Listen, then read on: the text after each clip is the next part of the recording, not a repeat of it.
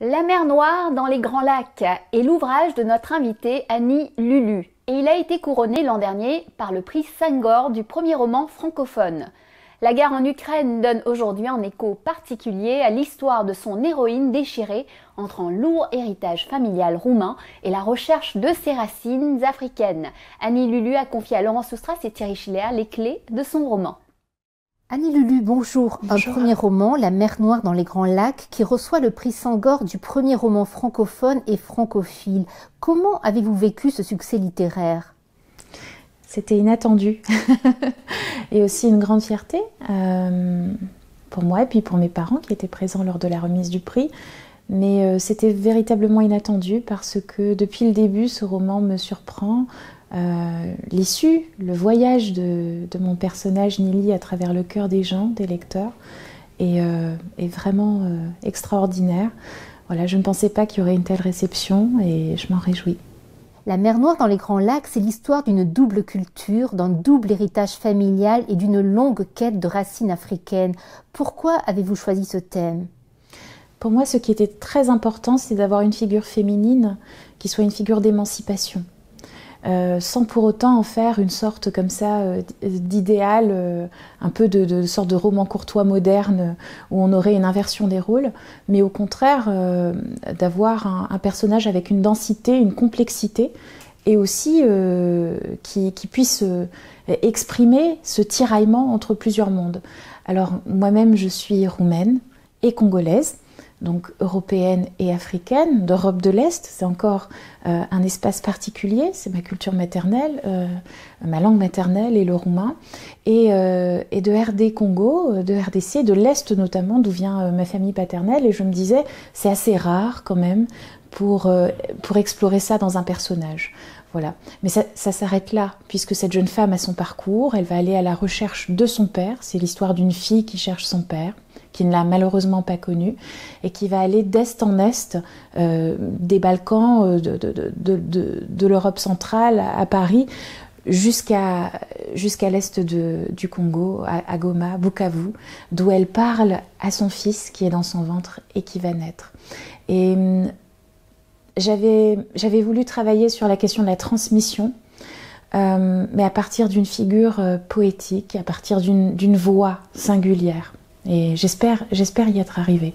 La rencontre de votre héroïne Nili Makasi avec la République démocratique du Congo se mêle à son amour pour un homme engagé dans la politique et les droits de l'homme. L'étau de ce danger permanent, de cette violence politique, c'est quelque chose que vous souhaitiez explorer dans votre deuxième pays, la patrie de votre père ? Il n'y avait pas le choix, pour plusieurs raisons. Déjà, ce personnage avait un relief particulier, puisque elle est née à la fin d'une dictature, celle de Ceausescu, qui a été extrêmement dure pour le peuple roumain. C'était un homme qui, pour s'affranchir du joug de Moscou, avait décidé de rembourser la dette nationale roumaine en 4 ans. Et donc au moment où mon personnage naît, en 1989, juste avant la chute de Ceausescu, les Roumains meurent de faim. Et elle est le fruit d'une rencontre historique et politique entre un étudiant africain qui vient de la grande tradition post-indépendance des pays non alignés qui vont envoyer leur élite, leur jeunesse en Europe de l'Est pour construire plus tard une Afrique socialiste, et d'une jeune Roumaine étudiante qui, elle, vient d'une histoire particulièrement douloureuse, puisque elle est coupée de ses racines, mais elle vient d'une famille juive roumaine qui a été persécutée pendant la Shoah. Et Nili, mon personnage, est la rencontre improbable entre ces deux mondes-là. Et lorsqu'elle va finir par aller sur la terre de son père, parce que au fond c'est une quête du père, elle va rencontrer des figures qui sont proches peut-être de qui était son père jeune. Et moi j'avais envie de rendre hommage aussi à ma propre histoire familiale, j'avais envie de rendre hommage à la mémoire de mon grand-père, qui était un jeune lumumbiste de la première heure à Bukavu justement. J'avais envie de rendre hommage à cette tradition de résistance qui a existé, qu'il y a eu dans ma famille, et qui a poussé des jeunes gens de ma famille à se tourner, dans leur jeunesse aussi, vers le socialisme et à avoir des rêves pour l'Afrique. Lorsqu'elle rencontre l'homme qui va être le père de son enfant, c'est par hasard. Elle se laisse entraîner dans une manifestation à Goma, une manifestation organisée par la Lucha. Alors comment écrire avec des personnages qui sont issus de la jeunesse congolaise sans rendre hommage à Luken Nkulula? C'était pas possible pour moi. Sans rendre hommage à tous ces jeunes gens des mouvements citoyens qui se mobilisent mais au prix de leur vie. Cette force, cette énergie, cette capacité d'organisation, cette créativité extraordinaire dont ils font preuve, nous, à l'extérieur du Congo, la jeunesse congolaise du monde entier, on peut qu'être admiratif, finalement. Donc pour moi, c'était très important que la trajectoire personnelle de Nili, où il y a cette dimension politique qui la précède sur le plan générationnel, puisse aussi exister au plan narratif à travers cette histoire d'amour avec ce jeune homme qui est un hommage à Luken Nkulula qui a perdu la vie il y a bientôt 4 ans désormais dans l'incendie criminel de sa maison à Goma. Annie Lulu, votre pays de naissance, la Roumanie, est aux portes du drame ukrainien. Quel regard portez-vous sur cette actualité ? On est à une époque où beaucoup de gens ont de très nombreuses opinions sur ce qu'il conviendrait de penser, de dire de ce qui se passe en Ukraine. Moi, ça me touche particulièrement parce que je suis née à Iași. Et c'est la grande ville la plus proche du sud-ouest ukrainien. On est à quelques dizaines de kilomètres de la frontière. La Roumanie a 900 kilomètres de frontière avec l'Ukraine. En fait, il y a vraiment un voisinage culturel profond, et notamment dans la région moldave, qui est ma région maternelle. En tout cas, il y a cette idée que finalement, on reste des territoires aux prises entre deux impérialismes, et un duquel il a été très difficile de sortir. Après des décennies de lutte, et je pense que pour la Roumaine que je suis, il y a une conscience spécifique qui n'est pas celle de la citoyenne française ou qui n'est même pas celle de la citoyenne congolaise. Pour moi, il s'agit d'un acte pur et dur de colonisation. Voilà. Il n'y a pas d'autre terme, à mon sens, pour qualifier ce qui se passe en Ukraine qu'un acte pur et dur de colonisation. Le peuple ukrainien est un peuple souverain.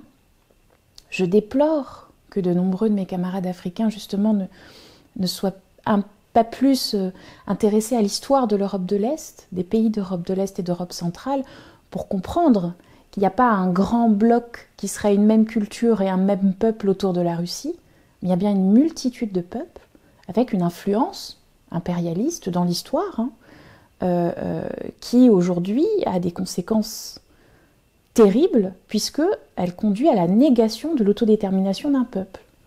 Et pour moi, il est très important que mes camarades africains, et notamment ceux qui sont engagés dans les mouvements citoyens, qui ont une réflexion sur la place du continent au futur, et actuellement, aient conscience, soient lucides, aient conscience que le peuple ukrainien fait face à un acte de colonisation militaire, économique et culturel, violent.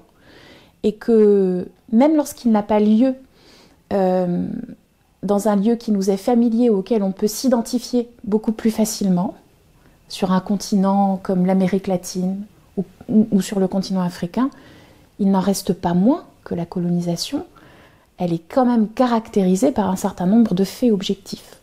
Voilà. Et cette prise de conscience, elle n'est pas là d'après vous? J'ai été choquée par cette idée que alors le régime de Poutine serait un régime salvateur, que cet homme permettrait, comme une sorte de messie, comme ça, au continent africain de défendre davantage ses intérêts. Je trouve cela d'une triste candeur et d'un grand cynisme. C'est à mon avis des réflexions qui qui vont à l'encontre de notre héritage d'autodétermination, d'indépendance, de liberté sur le continent. Un fait qu'a remarqué l'Afrique, c'est les milliers d'étudiants africains en Ukraine qui se sont retrouvés dans des situations dramatiques en tentant de se réfugier dans les pays voisins. Ce racisme qui imprègne votre roman, au moins le début, s'est retrouvé bien réel. Est-ce que cela vous a surpris ? Encore une fois, j'ai une réflexion très singulière, particulière, qui m'est vraiment propre sur ce qui s'est produit à la frontière polonaise, puisqu'on parle de la frontière polonaise. Alors moi, deux choses m'ont choquée. Au-delà du fait que, les étudiants africains partout dans le monde sont, à un moment donné, dans leur parcours, victimes de xénophobie ou de discrimination. Malheureusement, on ne peut même plus s'en étonner. Mais fondamentalement, ce qui était en jeu n'était pas cela. On parle de citoyens ressortissants d'États extra-européens qui essaient de pénétrer dans une situation absolument horrible et critique sur le sol européen avec un passeport qui ne permet pas de le faire. Pourquoi nos représentations diplomatiques, nos autorités consulaires ne se sont pas organisées en amont? Mais enfin, on pouvait anticiper. Voilà. Et on aurait dû le faire. Et c'était l'endroit, le lieu d'ailleurs, où je crois la voix du continent aurait pu être se démarquer de façon très singulière par sa neutralité et aussi par le souci de ses ressortissants. Revenons à votre roman. La mer Noire dans les Grands Lacs sort en livre de poche. Est-ce que cela va aider votre livre à trouver un plus grand public africain ? Je l'espère. Déjà sur le plan économique, le format de poche permet une distribution plus aisée. Et bien entendu, l'ouvrage est présent, par exemple, dans le réseau des FNAC. Je sais on peut se le procurer à la FNAC de Douala, par exemple. Mais ça reste quand même une distribution qui n'est pas très viable, en fait, économiquement. J'ai pas eu l'idée d'une coédition au départ.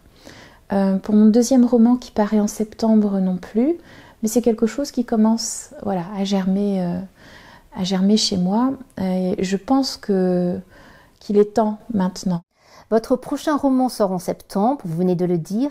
Quelle expérience avez-vous tirée de la mer Noire dans les Grands Lacs que vous allez appliquer ou que vous avez appliqué à votre deuxième ouvrage ? C'est très prosaïque, c'est très trivial, mais je ne savais pas jusqu'à une période très récente comment vraiment écrire un dialogue, par exemple. Je me suis fixé des défis pour mon deuxième texte. Il est très différent du premier, mais on suit tout de même une famille de tanzanienne.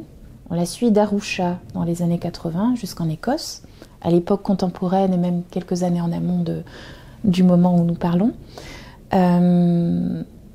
Et c'est une histoire de transmission et de femmes aux prises avec la violence.